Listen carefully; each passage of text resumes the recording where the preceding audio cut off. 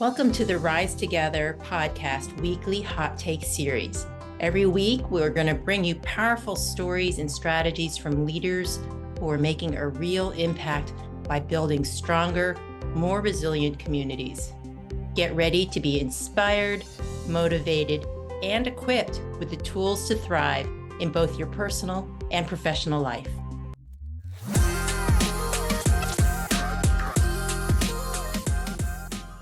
Hey everybody, it's Beth Almaris with the Foundation for Family and Community Healing. I'm excited you're here today. We have a great guest. The foundation is a small nonprofit, and we're really dedicated to helping individuals and organizations build strength and resilience through skill-based education and training. Again, I have a great guest. This is Bruce Nichols. Hi, Bruce. How are you? I'm well. So Bruce is an HR professional and a consultant with the Human Resource Consortium. Ready to get started, Bruce? I am. Looking forward to it. All right. So why don't you tell me about the organization where you work? Yeah, so the Human Resource Consortium started in 95. The founder, Regan Traub, picked it up in a few years after that from her father, and they've been in the human resources organizational design development space since then. And we specialize in helping organizations realize full potential through people planning, HR strategies, and just kind of coming together with, what they call integrated systems, like a full, complete, integrated people plan and workforce plan to help support the strategy of the business. And what size companies do you work with? It depends. We can fluctuate anywhere up from, small mom and pop, individual sole proprietor type organizations up through the Fortune 500. So I know they've over the past they've worked with organizations like really large financial services, banking, nonprofits, and such, and then have had a large slate of companies that have been a few hundred to a couple thousand employees. Got it. Okay. And then how big is your organization itself? Yeah, so including myself, there's about 20, 25 consultants. Most of us are subcontractors and or partners with them and help them out on certain projects. Got it. So you've been in the HR game for a while. How has human resources changed over the years? Yeah, to start, I never really thought of myself getting into HR. I left the military, and then all of a sudden I found myself sitting at a desk talking to people.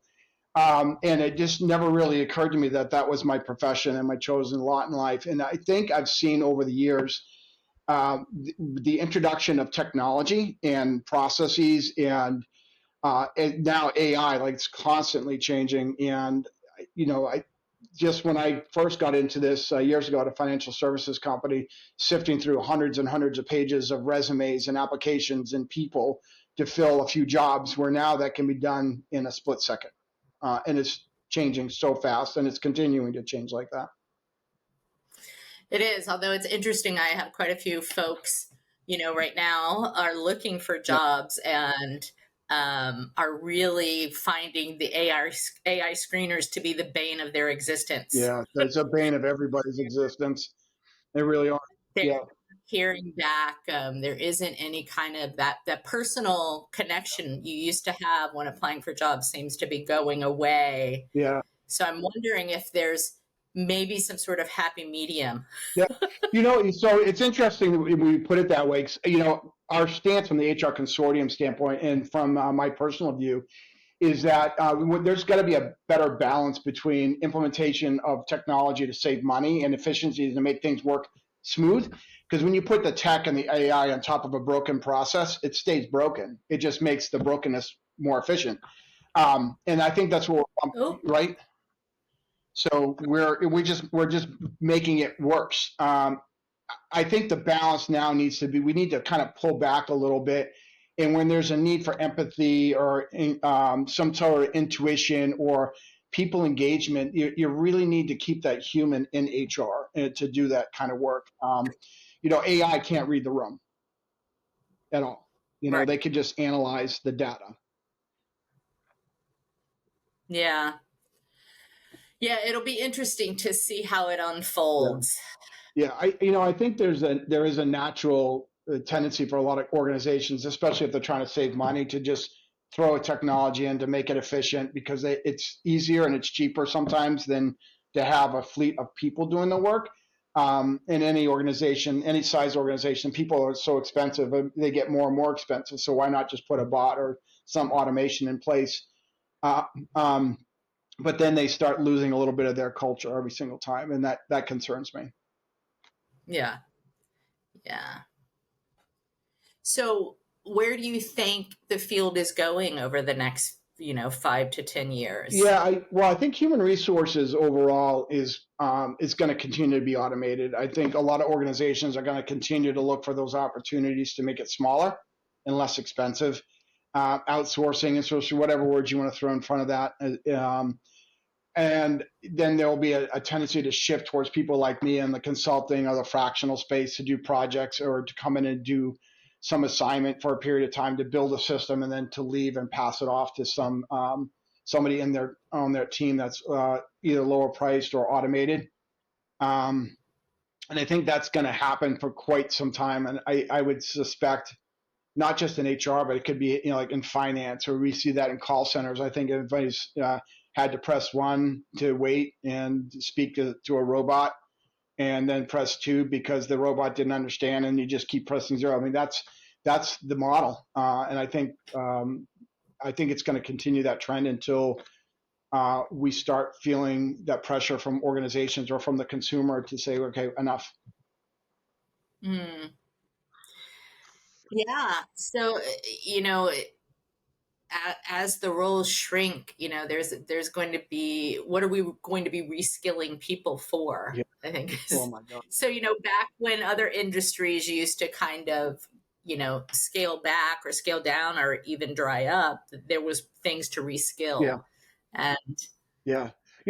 what do you think that might be? There's that's in every single sector too right now. So the reskilling so I've heard the term like jobs are skills of the future has been thrown around quite a bit. Like, what do we need going forward? So a lot of organizations now have to take a step back and say, like, I have a bunch of people that I've hired, I've invested in for 10, 12, 15 years, and they had the skills to be here. So their choices are to reskill them in place, select the ones that are sufficient or have passed those new skills sufficiently and retrain them live on the job, or to take all those skills that they don't need and send it to a third party to do the work and then hire the skills that they need, or just altogether just give up. So that's obviously not the best option. Just say, well, we'll just figure it out as we go, but it doesn't work that way. So I've been in projects where we've actually had to build huge academies for people and train them on the new skills, and then evaluate them live on the job, and then promote or move them into jobs that require the new skills. And then we've given options to say, okay, you didn't successfully pass this new skill, so you have to go away now. It sounds a little cold and harsh, but I think that's the battle we're in right now. Is in every sector. It could, especially I've seen in HR, I've seen it a lot in technology, in the rapidly changing needs for technology, and I think organizations are going to be challenged to get off of aging platforms and to move to cloud services and to integrate better with that. And that's as far as my technology skills go in that specific space. But if you kind of package it up from an HR, from a technology, finance perspective, we're all going to have to figure out new skills, or they're going to end up hiring people like me to come in and just put a system in place. Mm. Yeah, but we all need connection. Yeah. We talked about how, sometimes removing the people out of the equation, there's definitely a price to be paid for that. So I'm just really curious to see what's going to happen over the next 5 to 10 years. I'm across the board in fields. Yeah. I would like to be able to, I wish I could go back 20 years and actually say that this is what's going to happen now. But it's changing so fast, even as we're sitting here, day after day, just the automation that they're using, the chat GPTs and the Claudes and whatever AI they're using, your employees have access to that now. They can find and do their own research. Managers can go online and they can, look at all the regulations from across the U.S. I mean, it's not hard. So it's up to us to not to be antiquated with that system coming in, and try to figure out how to stay that one step ahead. So the call for us now is to figure out those new skills, is to be more collaborative, more strategic in our thinking, that's a term thrown around in a lot of different industry, but to be a better partner and to really figure out that intuition and making sure that when it hits that stage that you need empathy or intuition, that we don't rely on a machine to tell us the answer. Yes. Yeah, that's really interesting. What do you think like? Personal development and learning is always really important for all of us across the span of our careers. What's something that you're really interested in getting up to speed on or learning more about over the next year or two? Wow. Well, personally, I would always challenge of the HR professionals in the room to actually just learn how to run the business. So for me, I always challenge myself to understand the business I'm going into and what makes it run, and what are the financial aspects behind it, what's the product they're selling, what's the service they're offering, and then kind of building in or folding in that people plan that goes with it. And I think that's what I need to do to be relevant going forward. And I think anybody in human resources would understand that. Though I don't know how many of us actually have taken the time to step back and understand what it is to look at a GL, or to look at financial statements, or to, look at a product offering from a company and say, okay, now if I had to make HR product offering, would the company I'm working in pay for it?